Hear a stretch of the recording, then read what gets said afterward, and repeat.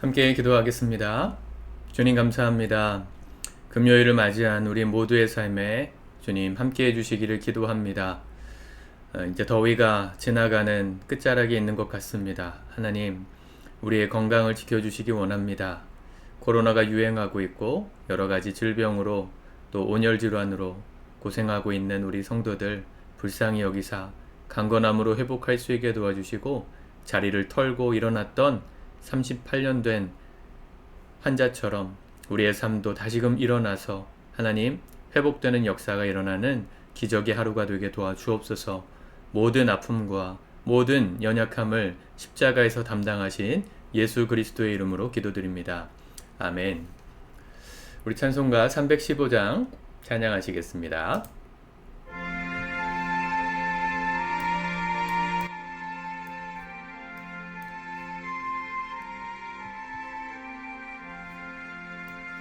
내 주 되신 주를 참 사랑하고 곧 그에게 죄를 다 고합니다. 그는 해를 주신 내 예수시니 이전보다 더욱 사랑합니다. 주 날 사랑하사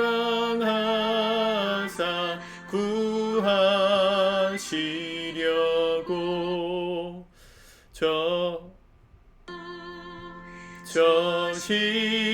십자가 고난 당하셨도다. 그 가시관 쓰신 내 주 배우니 이전보다 더욱 사랑합니다.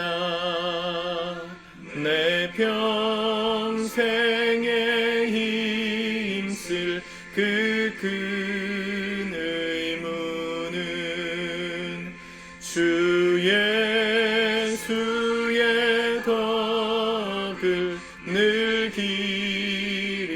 기림이라. 숨질 때에까지 내 할 말씀은 이전보다 더욱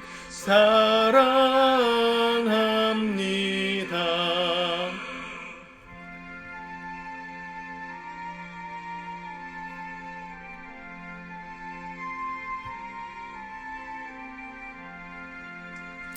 그 영광의 나라 나 들어가서 그 풍성한 은혜 늘 감사하리. 금멸 유관 쓰고 나 찬송할 말 이전보다 더욱 사랑합니다. 아멘. 오늘 하나님 말씀은 갈라디아서 3장의 말씀입니다. 같이 먼저 읽고 묵상하도록 하겠습니다. 3장 갈라디아 사람들에게 호소하다. 어리석도다 갈라디아 사람들아. 예수 그리스도께서 십자가에 못 박히신 것이 너희 눈앞에 밝히 보이거늘 누가 너희를 꾀더냐. 내가 너희에게서 다만 이것을 알려하노니 너희가 성령을 받은 것이 율법의 행위로냐 혹은 듣고 믿음으로냐. 너희가 이같이 어리석으냐. 성령으로 시작하였다가 이제는 육체로 마치겠느냐. 너희가 이같이 많은 괴로움을 헛되이 받았느냐. 과연 헛되냐. 너희에게 성령을 주시고 너희 가운데서 능력을 행하시는 이의 일이 율법의 행위에서냐 혹은 듣고 믿음에서냐. 아브라함이 하나님을 믿음에 그것을 그에게 의로 정하셨다 함과 같으니라. 그런즉 믿음으로 말미암은 자들은 아브라함의 자손인 줄 알지어다. 또 하나님이 이방을 믿음으로 말미암아 의로 정하실 것을 성경이 미리 알고 먼저 아브라함에게 복음을 전하되 모든 이방인이 너로 말미암아 복을 받으리라 하였느니라. 그러므로 믿음으로 말미암은 자는 믿음이 있는 아브라함과 함께 복을 받느니라. 무릇 율법 행위에 속한 자들은 저주 아래에 있나니 기록된 바 누구든지 율법책에 기록된 대로 모든 일을 항상 행하지 아니하는 자는 저주 아래에 있는 자라 하였습니다. 또 하나님 앞에서 아무도 율법으로 말미암아 의롭게 되지 못할 것이 분명하니 이는 의인은 믿음으로 살리라 하였습니다. 율법은 믿음에서 난 것이 아니니 율법을 행하는 자는 그 가운데서 살리라 하였느니라. 그리스도께서 우리를 위하여 저주를 받은 바 되사 율법의 저주에서 우리를 속량하셨으니 기록된 바 나무에 달린 자마다 저주 아래에 있는 자라 하였습니다. 이는 그리스도 예수 안에서 아브라함의 복이 이방인에게 미치게 하고 또 우리로 하여금 믿음으로 말미암아 성령의 약속을 받게 하려 함이라. 형제들아, 내가 사람의 이해대로 말하노니 사람의 언약이라도 정한 후에는 아무도 피하거나 더하거나 하지 못하느니라. 이 약속들은 아브라함과 그 자손에게 말씀하신 것인데 여럿을 가리켜 그 자손들이라 하지 아니하시고 오직 한 사람을 가리켜 내 자손이라 하셨으니 곧 그리스도라. 내가 이것을 말하노니 하나님께서 미리 정하신 언약을 430년 후에 생긴 율법이 폐기하지 못하고 그 약속을 헛되게 하지 못하리라. 만일 그 유업이 율법에서 난 것이면 약속에서 난 것이 아니리라. 그러나 하나님이 약속으로 말미암아 아브라함에게 주신 것이라. 그런즉 율법은 무엇이냐? 범법함으로 더하여진 것이라. 천사들을 통하여 한 중보자의 손으로 베푸신 것인데 약속하신 자손이 오시기까지 있을 것이라. 그 중보자는 한편만 위한 자가 아니나 하나님은 한 분이시니라. 그러면 율법이 하나님의 약속들과 반대되는 것이냐? 결코 그럴 수 없느니라. 만일 능히 살게 하는 율법을 주셨더라면 의가 반드시 율법으로 말미암았으리라. 그러나 성경이 모든 것을 죄 아래에 가두었으니 이는 예수 그리스도를 믿음으로 말미암는 약속을 믿는 자들에게 주려 함이라. 믿음이 오기 전에 우리는 율법 아래에 매인받고 계시될 믿음의 때까지 갇혔느니라. 이같이 율법이 우리를 그리스도께로 인도하는 초등교사가 되어 우리로 하여금 믿음으로 말미암아 의롭다함을 얻게 하려 함이라. 믿음이 온 후로는 우리가 초등교사 아래에 있지 아니하도다. 너희가 다 믿음으로 말미암아 그리스도 예수 안에서 하나님의 아들이 되었으니 누구든지 그리스도와 합하기 위하여 세례를 받은 자는 그리스도로 옷 입었느니라. 너희는 유대인이나 헬라인이나 종이나 자유인이나 남자나 여자나 다 그리스도 예수 안에서 하나이니라. 너희가 그리스도의 것이면 곧 아브라함의 자손이요 약속대로 유업을 이을 자니라. 아멘. 갈라디아서의 가장 큰 주제는 믿음으로 의롭다함을 받았던 이 아브라함의 축복이 예수를 믿은 모든 자에게 상속되었다, 이것입니다. 원래 유대인들에겐 율법이라는 것이 있었습니다. 오늘 그 말씀에도 나오지만 한 중보자, 19절에 보면 천사들을 통하여 한 중보자의 손으로 베푸신 것이 율법이다, 그렇게 얘기하고 있죠. 모세죠.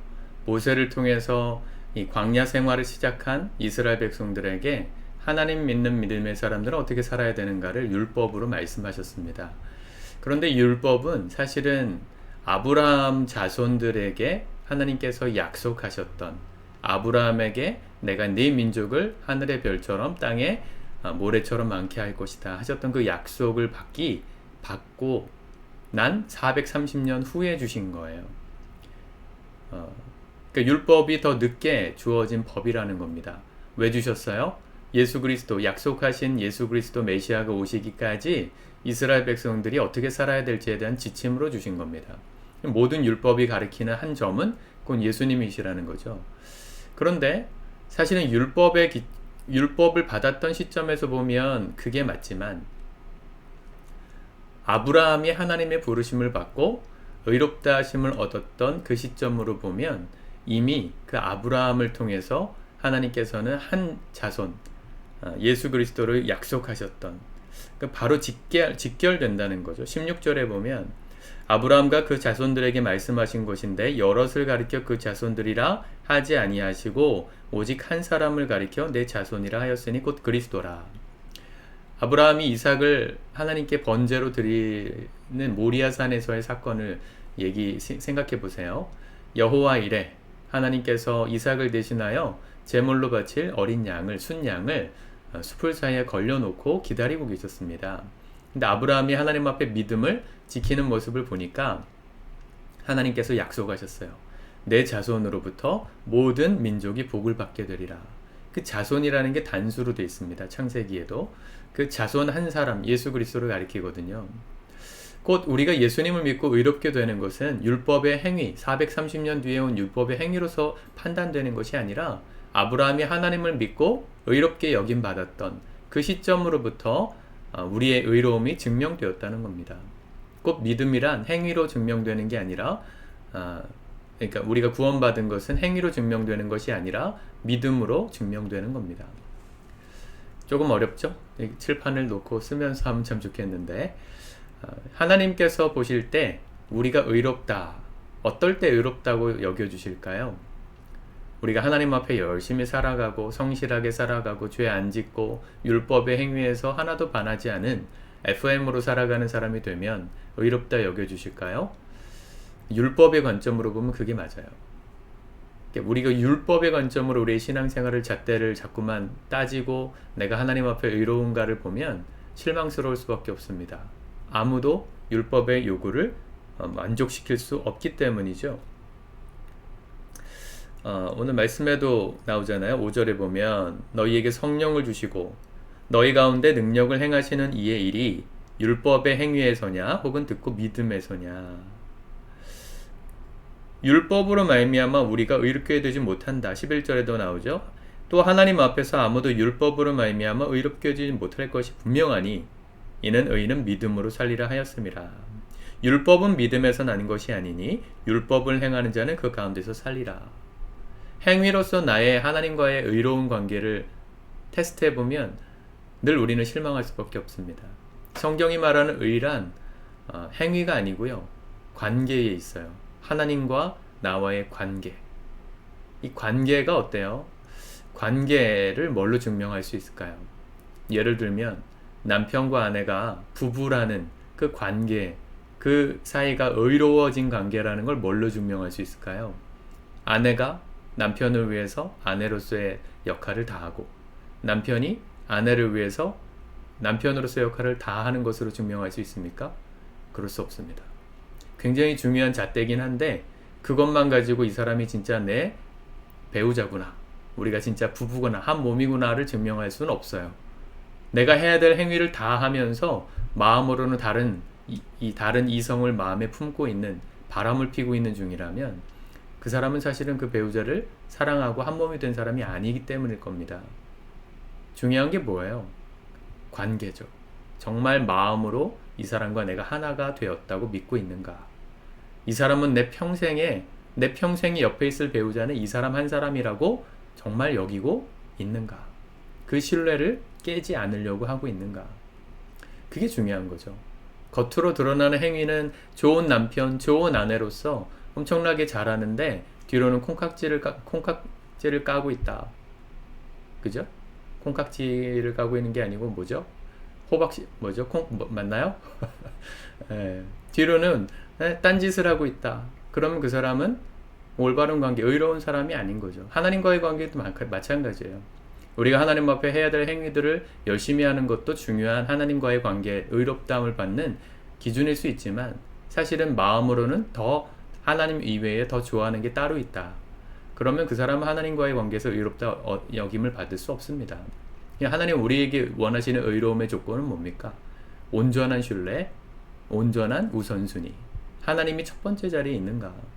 모든 기준점에서 하나님이 항상 1순위인가를 보고 계신다는 거예요.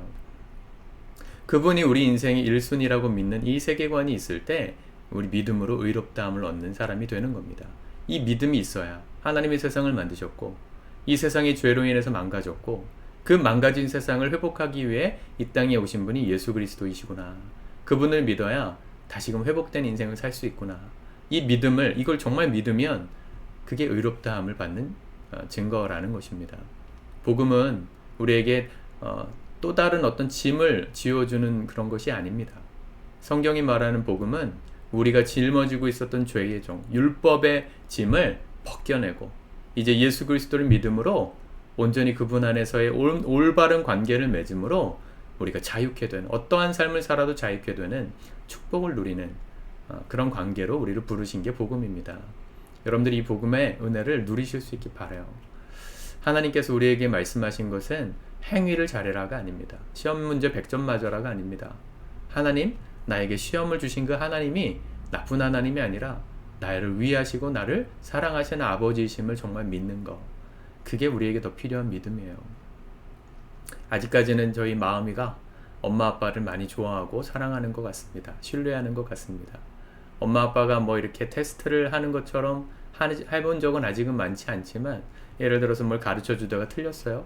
그러면 이 아이가 엄마 아빠가 가르쳐 주는 걸 틀렸다고 말할 때 기분 나빠하지 않더라고요. 오히려 재밌어하고 배우려고 하고 다음번에 더 잘하려고 하고, 아직은 그런 마음이 있거든요.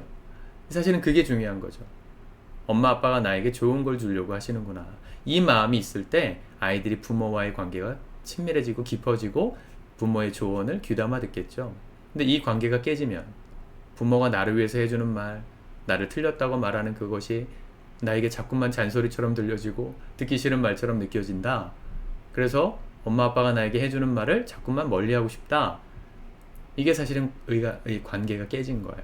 아무리 시험 문제 100점 맞고 99점 맞고 있어도 엄마 아빠가 나에게 시험 문제를 내주고 있다는 것 자체가 힘들다면 그건 의로운 관계가 아닌 겁니다. 하나님을 그렇게 믿지 마십시오. 하나님도 그렇게 여기는 분들이 너무 많아요. 하나님 내 인생에 주시는 과제가 너무 무거워요. 하나님 나에게 주시는 게 너무 때로는 버거워요. 부담스러워요. 왜 이러시나 싶어요. 그런 순간에 물론 있겠지만 하나님께서 내게 주시는 시련도, 아픔도, 도전도 나를 위한 것이구나. 그분이 나에게 좋은 걸 예배하고 계시는구나. 이 신뢰가 있을 때 비록 그 문제 앞에서는 우리가 50점, 60점밖에 못 맞아도 그 좋으신 하나님을 믿고 있는 믿음이 있으면 그것이 하나님과의 관계에서 의로운 관계로 성립된다는 겁니다. 그 믿음이 있을 때 구원받는 겁니다. 여러분, 하나님을 좋은 아버지로 여기고 믿고 사시기 축복합니다. 어떠한 순간에서도 말이죠. 때로는 원망 불평하고 싶은 순간이 있겠지요. 그러나 그것이 나를 위한 하나님의 선한 도구라고 믿으면 어떠한 상황 속에서도 그분을 의지하고 더 가까이 하며 걸어갈 수 있는 겁니다. 요셉이 그랬잖아요. 하나님이 나에게 주신 어떠한 환경도 형들에게 팔리고 보디발의 집에 가서 노예가 되고 억울하게 누명 써가지고 감옥에 가는 모든 순간 하나님이 함께 하심으로 형통케 되는 축복을 누렸다. 이것은 어떠한 환경에서도 하나님 내게 허락하신 것은 나를 위한 것이구나. 나에게 좋은 걸 주기 원하신 하나님의 뜻이겠구나 믿었던, 그 좋은 아버지를 믿었던 요셉의 믿음이 있었기에 가능했던 형통입니다. 우리에게 그 믿음이 필요하다는 것이죠. 사랑하는 성도 여러분, 행위에 너무 집중하지 마십시오. 그 아버지 하나님을 내가 얼마나 지금 사랑하고 있나, 얼마나 믿고 있나, 얼마나 신뢰하고 있나, 얼마나 그분을 좋은 분이라고 여기고 있는가, 이 믿음을 오늘 점검하십시오. 그리고 그 믿음을 점검하면서 내 안에 하나님 이외의 다른 우선순위가 세워진 모든 우상들을 버리고 다시 하나님 한 분만 따라가는 믿음의 사람, 아브라함 같은 의로운 삶을 살겠다 결단하는 이 아침에 되실 수 있기를 우리 주님의 이름으로 축복합니다. 기도하겠습니다. 주님 감사합니다. 주님의 말씀을 우리가 마음으로 붙들고 의지합니다.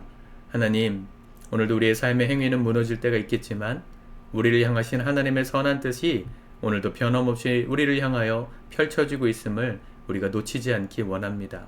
좋으신 아버지 하나님을 향한 선한 마음이 우리 안에 우러나게 도와주시고 그 좋으신 하나님과 더 깊이 함께하고 싶은 마음이 우리 안에 하나님 믿음으로 인하게 하여 주셔서 우리의 행위를 보지 않으시고 믿음을 보시는 주님 앞에 온전히 의롭다함을 얻는 복된 인생 되기에 도와주옵소서. 예수님의 이름으로 기도드립니다. 아멘.